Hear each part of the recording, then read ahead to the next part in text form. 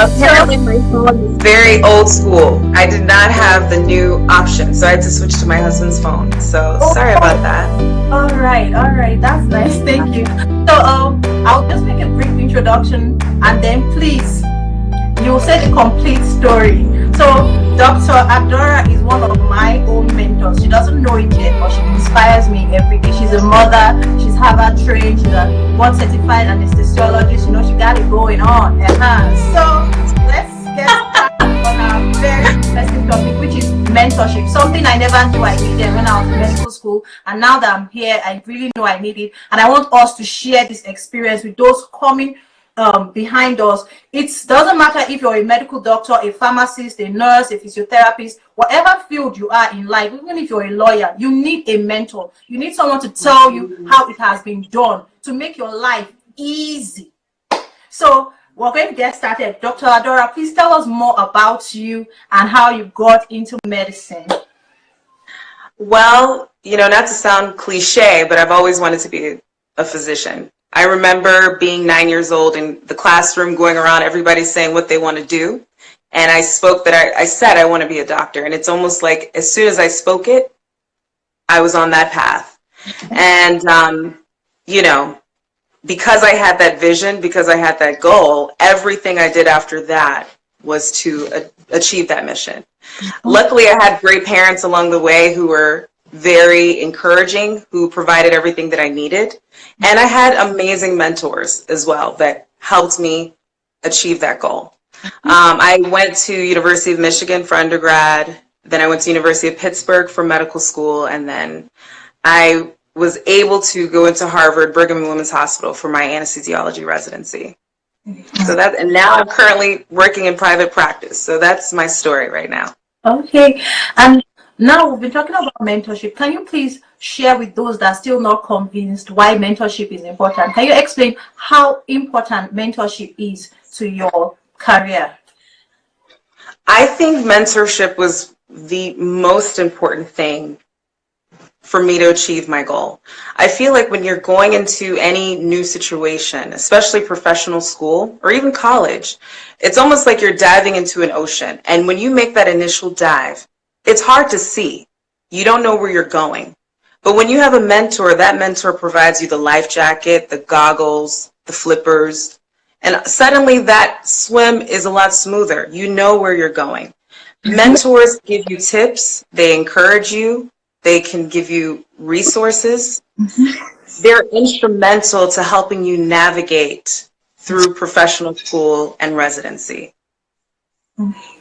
That's true. That's good. So now when you tried your career, like especially as a student, like did you have just one mentor, and how many did you have? How did it impact you? Can you just tell us more about that? I had so many. I can't even count, because different people offered different things. I can think of some notable people. I had a friend in college when I was in university as a pre-med student who sat me down and told me to make a 4-year plan.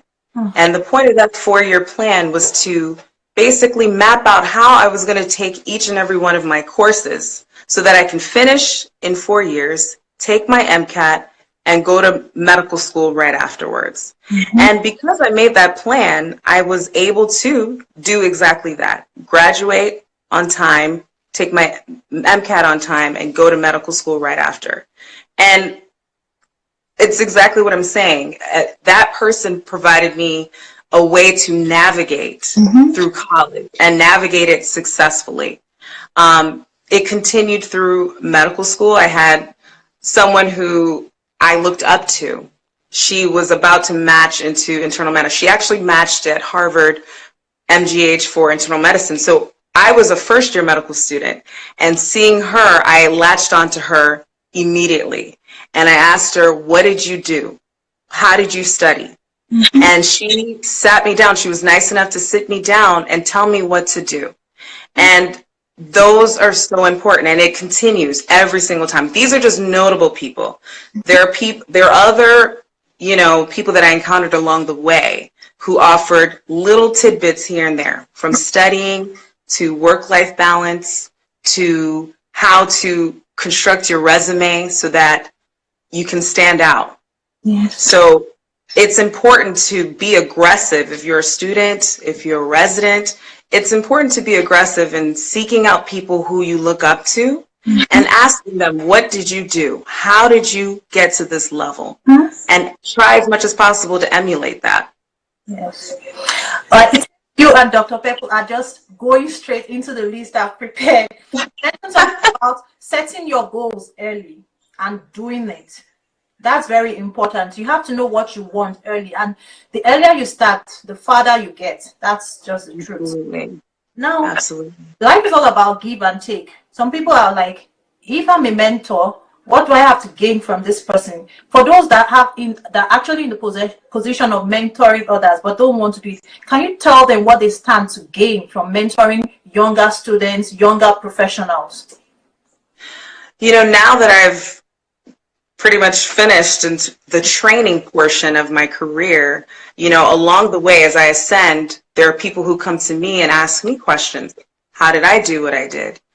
And I liken it to having a child. You know, when you see someone who's in the infantile stages of their career and you give them that knowledge, that wisdom, those resources, those study tips, and you see them succeed, it's almost a sense of pride for you. You're proud of that person, that they were able to accomplish their goal, Yes. that they were able to achieve something, and you played a role in that. At least for me anyways, that's what motivates me to reach out. I feel as if, you know, once you get to a certain level, if you're successful, it's important to remember that you didn't get to that level on your own. Yes. At least one person helped you get there. So it's important for you to also reach back and try to lift somebody up. And I really believe in that. And so, you know, I try as much as possible to do it.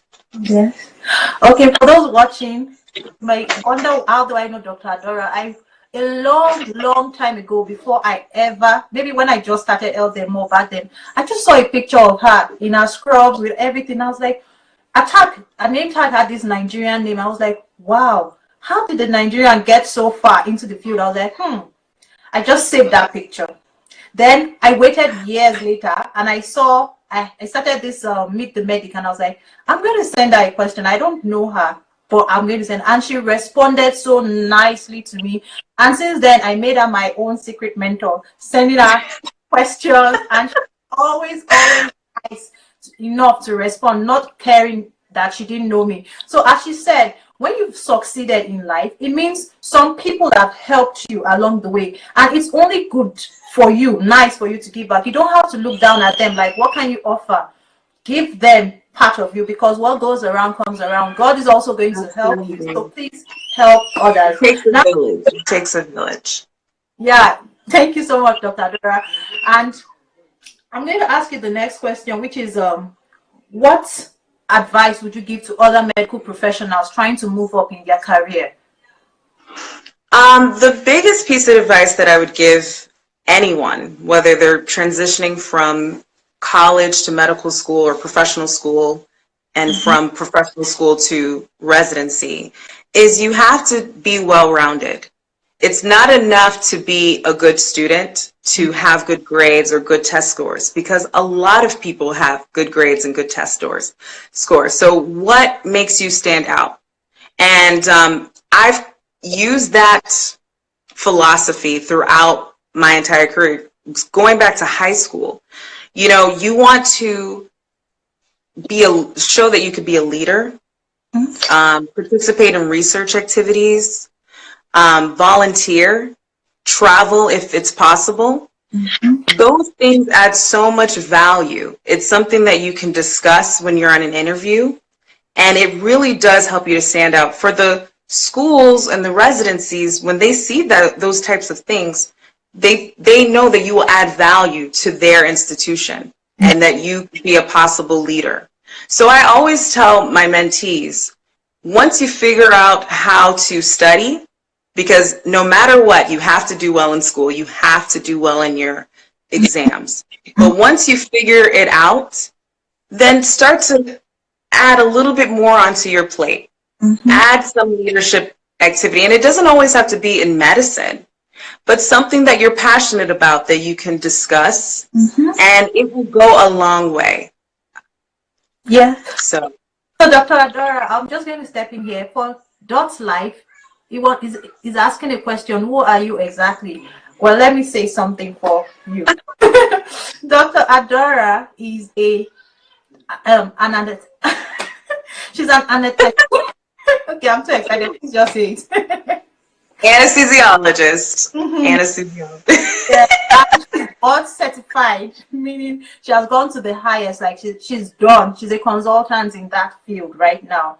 Okay, so let me just ask my next questions.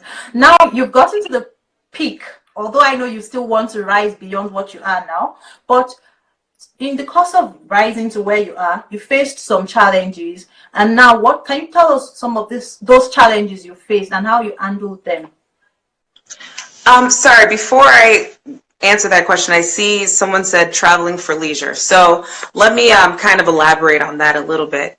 When I was in undergrad, I had an opportunity. There was a program in my school that offered me the opportunity to go to China, and I went for 3 weeks. And it was kind of a cultural exchange program, but in that time, I learned about Eastern traditional medicine, Chinese traditional medicine, comparing it to Western medicine.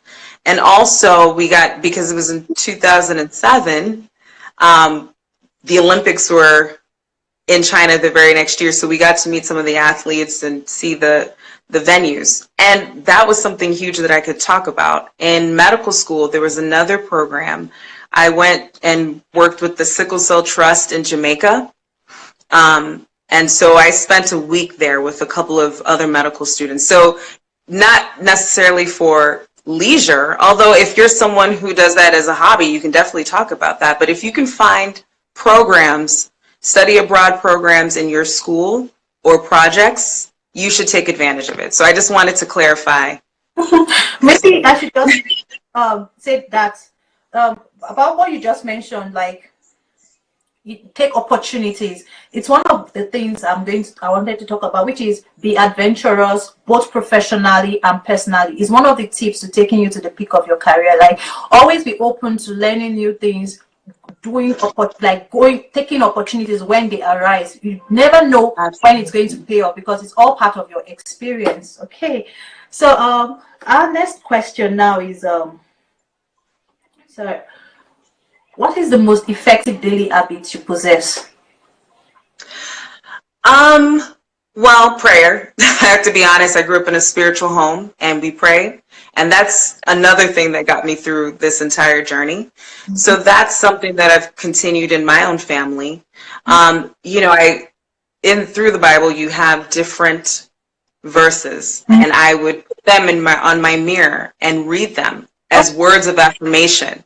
And you're looking at those every day, and you're speaking it into the atmosphere that you will be successful, that you are going to pass this exam, mm-hmm. that you are going to get into this residency or into this med school. I think it's so important to speak success into your life. I really, really believe in that. One of those your mirror quotes. You know, you tagged me on one when you passed your fellowship exams. I think I added them so that I could go over them over and over again because they were really powerful messages. So like, absolutely. I think it's true when they say you never know who you're inspiring by just living your life. You're just very true. Instagram posting your pictures and there's someone somewhere watching you and saying, wow, if she can do this, I think I can also try and be better than what I am now. So you're inspiring people just by being you. You don't have to talk to them. You're already inspiring them. I saved that picture for my own personal use. I posted one, or I kept one like this. Anytime I need something, I'm going to go and read these messages. She said it worked, so it's going to work for me too. Absolutely. I kind of want to piggyback off of what you said, mm-hmm. because I remember as a medical student, there was this fellow. She was a cardiology fellow. She was also a Nigerian girl. Beautiful, you know, she was doing an electrophysiology fellowship. And I just remember she's just living her life. Mm-hmm. But for some reason, I felt compelled to go and approach her because she's pretty much reached the pinnacle. She was almost done with her fellowship. And after talking to her, she was someone who made a huge impact in my life, who was always there encouraging me, almost a cheerleader. And now we have a personal relationship. I'm the godmother to one of her children. She's now godmother to my child. So these mentorship relationships, they extend beyond just your career. You know, they will always be in your life for the most part. Yes. So I did the same thing. What you said you did to me, I did that to somebody else too. Oh, that's good. So you've essentially said prayers and reading your Bible, writing your quotes on your mirror. I saw your mirror. You need to check out our page for those watching. You'll see those mirror quotes, and trust me, when you read them, you're going to have to save them because they were so much inspiring. So now, besides the quotes from the Bible and praying, how do you keep yourself motivated daily? Like when you face a challenge, what gets you going? Is there any other thing? What else gives you that strength? Well, we pretty much came from a humble background. You know, we were not wealthy in any sense of the word. So that was always my drive. I wanted to kind of set a new standard for our family. I have 4 sisters. I'm the oldest of 5 girls. So, you know, it motivates me to be at the top so that my sisters can know that they can also reach that level, that they can follow in my footsteps, and that we can bring our family up. That's, you know, and I want to, now that I have a child, you know, that's even more motivation. Now that's my new motivation, to show my child, look, you can get to this level. And, you know, for example, my sister, Deborah, she is currently a resident. She's a pediatric resident at Yale. And, you know, I brought her, when she was studying for her MCAT and I was in medical school, I brought her to my apartment. She was living in Philadelphia. I was in Pittsburgh.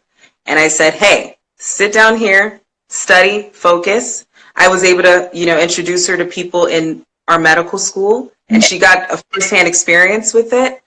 And she was lucky enough to have multiple offers for medical school, but because she had that experience with me, she ended up at University of Pittsburgh, and now, you know, she's doing her pediatric residency. So that's my motivation, those that are coming behind me. Yes. So now, when we talked, you actually made this topic sound very dear to your heart. So do you have any plans to start any mentorship program? So what are your plans for the future generally beyond your career?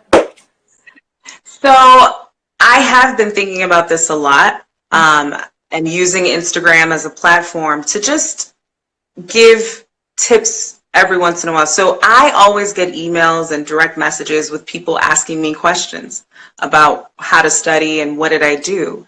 So I want to either on my page or maybe create another page where I offer advice on those frequently asked questions. So, you know, I think I'm just kind of gaining the courage to kind of branch out and do that. Someone actually asked a really good question. They asked about how did I study for my USMLE. I saw that and I wanted to, if you don't mind, I just wanted to, for any standardized test, I think it's important to have a strategy, have a plan. One thing that worked very well for me, and Dr. Peppel kind of touched on it, I remember writing agree because repetition is key. But he said you want to get through questions multiple times. The same is applicable to USMLE or any standardized test that you're taking. But that can sound like a lot if you don't plan. So what I did for my MCAT, for all of my board exams, was I created a calendar. And each day, if I said I wanted to go through USMLE World, for instance, which is what I would recommend for the boards, is if I want to go through that 3 times, then I have to divide those questions in the amount of time that I have to study so that I have a plan of how I'm going to get through the bank 2 or 3 times. If I know I need to read a certain book as well, then I need to map it out on my calendar. On this day, I'm going to read this topic. I'm going to go through this many questions. I'm going to go through this many flashcards. I literally would put the time that I'm going to wake up. And so now that I have a goal, I'm checking off a box. Okay, I've done this. I've done this many questions. And that pushes you. It motivates you, and it guarantees that you get through the material, that you get through it in that period of time so that you feel more confident walking into your exam. Because the last thing you want to do is to not get through those questions, to not get through your book and walk into that exam pretty much empty-handed. So that's the biggest thing that I would tell anybody studying for the USMLE or any standardized exam. More questions from Glamorous Shy Queen. Dr. Adaora, thank you. Do you think medicine is only for A students? No, I don't think it's only for A students. I think, though, that you should always try to be that. So basically, you always want to try to achieve at the highest level. However, you shouldn't let where you are determine where you're going. So let's say right now the grades aren't where you want it to be. That's again why mentorship is important, because maybe you're not studying the way you need to study to excel on your exams. And if you talk to that right person who took the class, then they can guide you. It's also why I said it's important to be well-rounded, because if you have an A student who did well on their boards, but they did nothing else, they actually are at a disadvantage. There might be a B student who traveled the world, was a leader in organizations, did incredible research. Well, that weighs a lot heavier. That is seen with a lot more, that person is seen at a high, they're preferred because they can balance. And the institution can say, well, if they didn't have all of these amazing things on their resume, they could just as easily be an A student. So that's why it's important to be well-rounded when you're going through this process. So mentorship and spread your wings and do other things besides be a student. Okay. All right. Adeze, I answered your question. UWorld and USMLE World, they're the same thing. Yes, it's the same thing, yeah. So thank you so much, Dr. Adaora. You've been inspiring me, and now I get to share you with all those people who you in their lives. So many questions coming in. This is from Lekip W. How do double-boarded physicians in specialties such as anesthesiology and critical care practice on a daily basis? So, I do have some mentors and friends who are double boarded in either pain or critical care.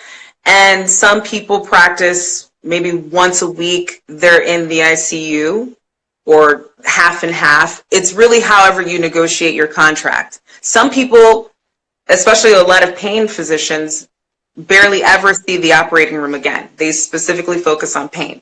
It's all about how you negotiate with your employer, and what you have to mention what your desires are. If you want to be in the OR and be in the ICU or the pain clinic, you have to express that so that they can try to work with you. Okay. Onyx say surgeons usually see anesthesiologists as a kind of roadblock to their work. How do you keep this in check? Wait, how do I what? How did you keep this in check? Surgeons seeing you as a kind of roadblock. Yes, that's a daily battle.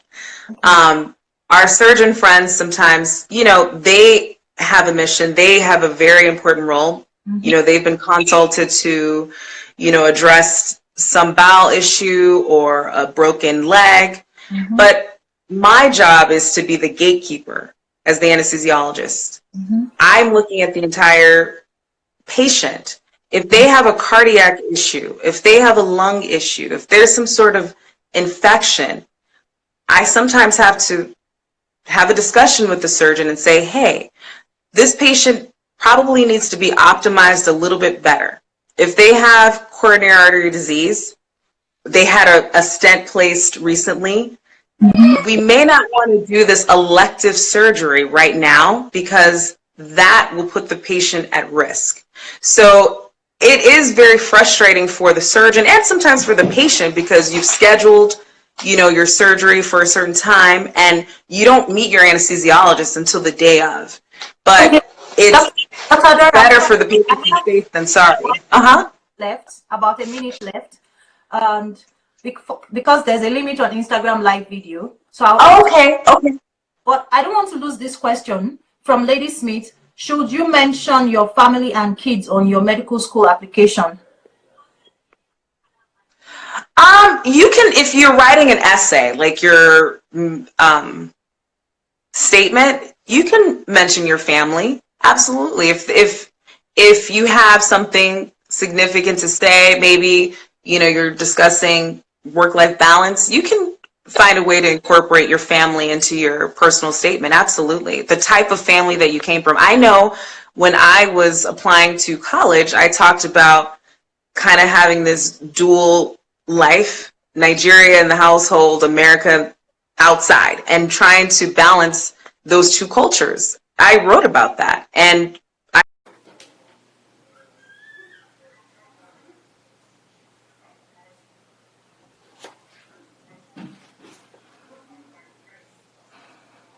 Okay. Hello, Nowen. Good. Shamajika. Yes. Okay. So we're going back on with Dr. Adaora. Hello, Lucius. Nice to have you here. Yes, Lucius. Okay, Dr. Adaora, we're back. I'm sorry about that. There's a limit on Instagram Live. Oh yeah, no problem. Yes. So before we left, I didn't want to. Don't worry, Glamorous. I think I got your question. Someone asked the question about, does the country where you studied mattered, whether you studied in Ukraine or In terms of getting into, I think professional school or residency, I have to say it is more difficult for foreign medical graduates to get residency positions. That's just the reality. So again, my plug for mentorship, that's why you need to try to seek out people who've gone through that process so they can help you navigate that path. I don't have any firsthand experience with that. One thing I can offer up, there's an organization called AMPA, Association of Nigerian Physicians in America. And you can go on their website and try to see if you can network with some of those physicians who are here that are more established, that may have gone through that path already, and two, may have leadership roles in places that you could possibly train. That would be one thing that I would offer. You can also Google. If you go on Student Doctor Network, there's always great information there. And I'm sure there's a forum where foreign medical graduates and acceptances and different residency programs are discussed. And you can kind of get a sense of, okay, what hospitals are more amenable to foreign medical graduates? So that's what I would offer for those that are coming from abroad who are trying to come here to do their training. Okay. I think that's all the questions we've gotten. If anyone has any more questions, please, this is the time to ask. Yeah, so to summarize all we've been saying, for those who have been watching, mentorship is very, very important. And Dr. Adaora just shared another tip. If you're a foreign medical graduate, especially from Nigeria, join the AMPA group, that's Association of Nigerian something. And then Nigerian physicians in America. They actually come to Nigeria, I think in the spring or summertime. They do missions in certain hospitals. So if you can figure out when they're going to come and maybe find a way to network with them as well. So that's something you can do. Information I never knew. I hope we're all learning. This is very important. When AMPA is coming to Nigeria, and save yourself tickets to America. So, you asked me a question earlier, and I don't think we got to it. You asked about something that was a little bit challenging for me during my journey. I forgot to answer that question. And I know, and the reason why I'm mentioning this is because I know a lot of people deal with this. It's test-taking anxiety. I was extremely, extremely anxious when taking exams, and I think the reason being was the amount of pressure that I put on myself. When you know where you want to go, every exam that you take is one step closer to it. And so when it got to my standardized exams especially, I would get extremely nervous. So I know for high school, I took my college entrance exams twice, and I actually took my MCAT twice.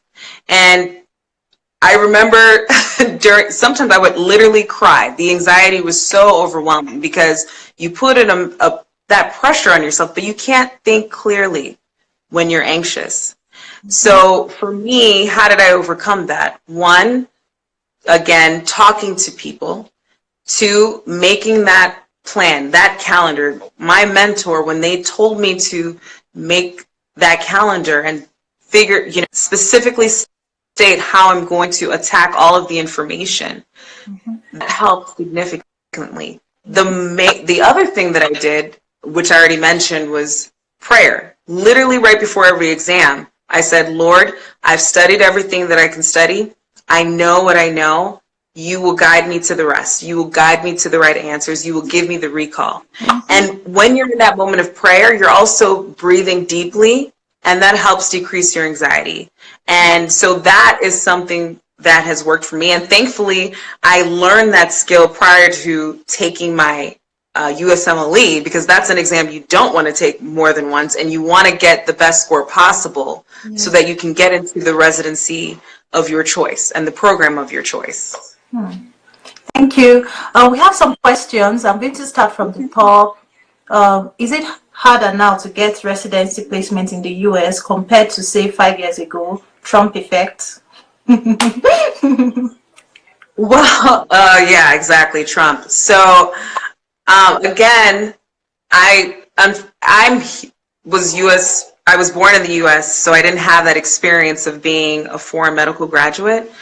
But definitely you do have to think about the current political climate, but that shouldn't stop you from taking all the necessary steps to figure out what hospitals that are more amenable to foreign medical graduates. It shouldn't stop you from reaching out to people who have gone through that path. Just ignore it. Don't even think about it. You're on your journey, and do whatever it takes to get to where you need to be. Okay. Now, Kamaxi said, is it easier to get into a residency program in the US after writing PLAB and working for a bit in the UK? Well, so I think if you work in the UK, it's a little bit more transferable to the US. So that might be an advantage if you have that opportunity to train over there. It might be to your advantage in helping you get a residency spot here in the US. Okay, and at Legit, I think I even know the answer to this question already. Is it better to get an MBBS from Nigeria or MD from US? I think everything, if you want to work in the US, is better from the US. Is it cheaper? Yeah, exactly. It's unfortunately, there's a little bit of bias. They would definitely choose a US grad first, and then there are certain countries that are, I guess, have a similar educational track. Not that the quality is bad anywhere, but that is more transferable, like Canada or the UK. And something about cheaper. Of course, Nigeria will be cheaper. Yeah, exactly. Yeah, so Nigeria is cheaper. She agrees. Let me see if there's any more question. Please. Yeah. No, Oyiksi, I know the answer. No, it's There is no organization that will help you cover the cost of the USMLE exams, except maybe Kokun Foundation. That's that charity philanthropist. But if you have to pay for yourself, then a lot of them. Okay, yeah. I don't think there's any more question. There's someone who said that they're 30s. Is it too late to? So funny enough, when I was a medical student, I actually had a 40-year-old in my class. He had a whole nother career prior to pursuing medicine. And you get that a lot. A lot of people do medicine as a second career choice. And as long as you're determined and you understand that it's a long journey. I mean, for me specifically, it was 4 years of undergrad, 4 years of medical school, and then 4 years of residency. As long as you can digest the amount of time that it will take, then go for it. And if you're in your 30s, you're still pretty young, so you can definitely do it.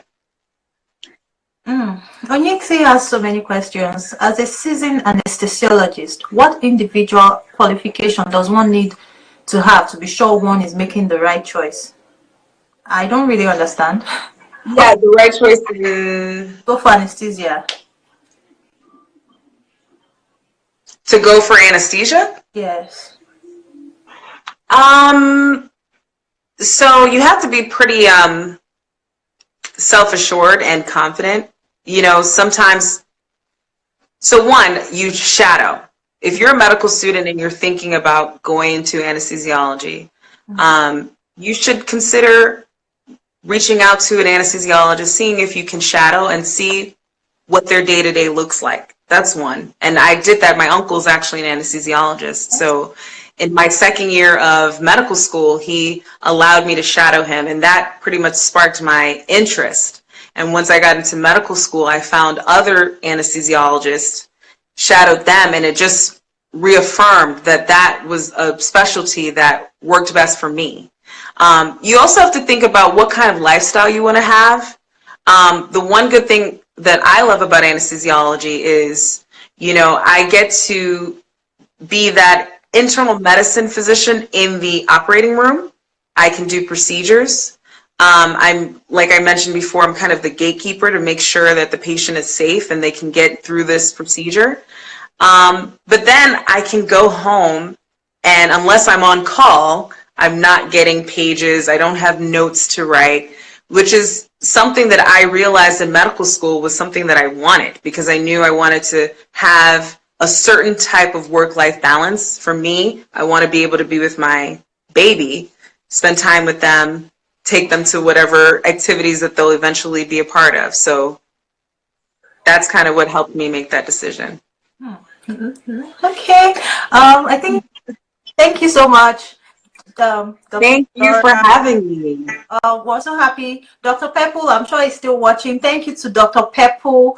You know, it's kind of difficult sometimes getting people to come together for something like this, giving us their time. So we appreciate you, Dr. Adaora. We appreciate you, Dr. Pepple. Thank you so much. We hope you both will come on Medic Talks when we have a new topic. Thank you so much. Absolutely. Bye, everyone. All right, bye.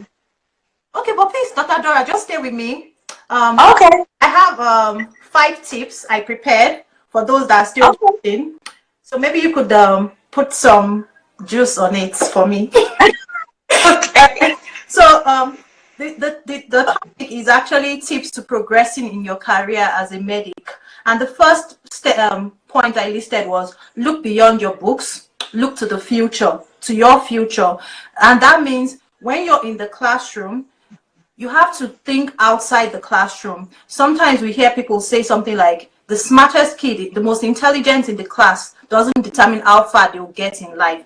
That's because the most intelligent student lives in the book. Those that are not as intelligent think outside the book. So it also went to the point we're saying about you should determine early in life, what do you want to be? Are you leaving your country? Are you planning to stay in your country? Are you planning to leave medicine altogether? So whatever you choose to do, make your goals, figure it out early, find out how to get there, get the mentors that have been there already, and let them guide you. It saves you time, it saves you effort, and you get there faster.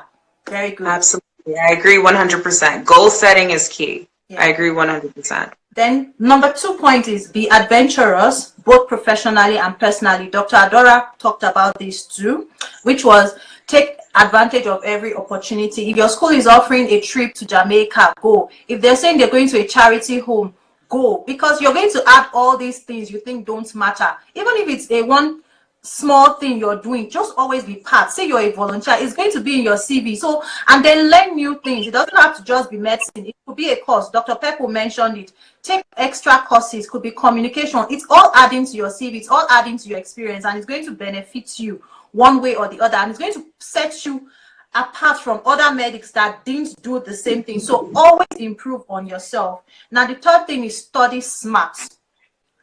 Yes, Dr. Adaora and Dr. Pepple have actually finished this whole list for me, but I'm just going to say it so that you get it. That not when we say study smart, every medical student, every nurse, every physiotherapist, every medical professional, essentially in medical school, you want to read the whole syllabus. You think you have to know everything. It's good to know everything. It will make you a better medic. But if your goal is to pass and ace your exams, that will not help you that much. If you're preparing for USMLE, please go to your U-World, go to your first aid. Don't just start picking random books and reading everything. Be focused, direct. Do that. If it's PLAB you're doing, do your 1,700 questions. Be focused, direct. Do it over and over again. You'll be better than someone that picks 5 textbooks and does not finish any of them. Doesn't even know what's inside. So please. It's actually overwhelming to do that way. It gives you great right. actually, because you're frustrated having to do so many things. You don't even know how far you've gone. So when you're direct, study smart, we can't say that enough. Then number 3, project professionalism. It means whatever you're doing in life, look good. If you're working in the medical field, please look responsible so that your patients can have confidence in you. And then the work you provide, make sure it's what you can be proud of. Give it your best. Always be your best, because people are watching you and they are telling if you're doing your best or not. I'm not saying I did all these things. These are things I've learned in my own journey. So I'm now sharing it because I did not have a mentor. I'm just having my own mentors now. So I'm sharing mine in my own little way with everyone watching. Now, the fifth tip is ensure a life and work balance and make time for yourself. So many times you think you have to read so much, you have to struggle so much, you know, you are working so hard. Make time for yourself, make time for your family. It makes you a balanced person, makes you relaxed, and makes your brain actually calm down to take in more information. And finally, very important, don't go through school without making friends. Make friends. Very true. They are the only ones that will give you the information you need. And then as you go, as you go up in your career, you know, you need some information. Who will tell you about AMPA if it's not a friend? Who will tell you about the new way to study for the exam, the things to use? It's always good to network. It's going to really help you. So make friends. And so I'm going to summarize. Before I summarize, Dr. Adaora, please, what can you say about everything I've said? I think you hit the nail on the head, honestly. You know, it's very important to have those downtimes, that me time. Take care of yourself. Yes. It's very important to refresh your mind. Your mind, just like any other part of your body, needs a break. So allow that time. You know, having a goal, setting the goal. You know, that's what I mentioned that earlier. It's always on my mirror, the goals that I've set out for the year or an exam. If you're always looking at it, you have something to strive for.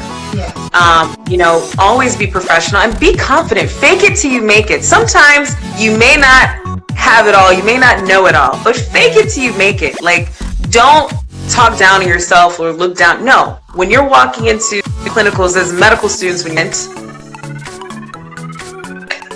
walk with confidence. Walk knowing that you know your patient very well, that you can speak very well. Dress professional, just like you said before. You know, establish rapport with your patients. Those are all important. They look at that stuff in terms of your grades. So I agree 100% with the tips that you provided. Thank you very much. I'm going to say those tips again because I actually, you know, had to again pull them and put them together. So the first tip is look beyond your books, look to your future. 2, be adventurous both professionally and personally. 3, study smart. And the 4th one, project professionalism. The 5th, ensure a life and work balance. And finally, make friends and network. This has been Medic Talks episode 3. I hope this time we'll get to save it and put it up on YouTube. It's always been exciting. Thank you to everyone that stayed and watched this program. If we didn't have you here, I don't know how we'll do it. So we really, really appreciate every one of you. Thank you to our first guest, Dr. Pepple. Together we discussed migration. When I put it up, you really need to go and watch what Dr. Pepple also said. And to Dr. Adaora, thank you so much.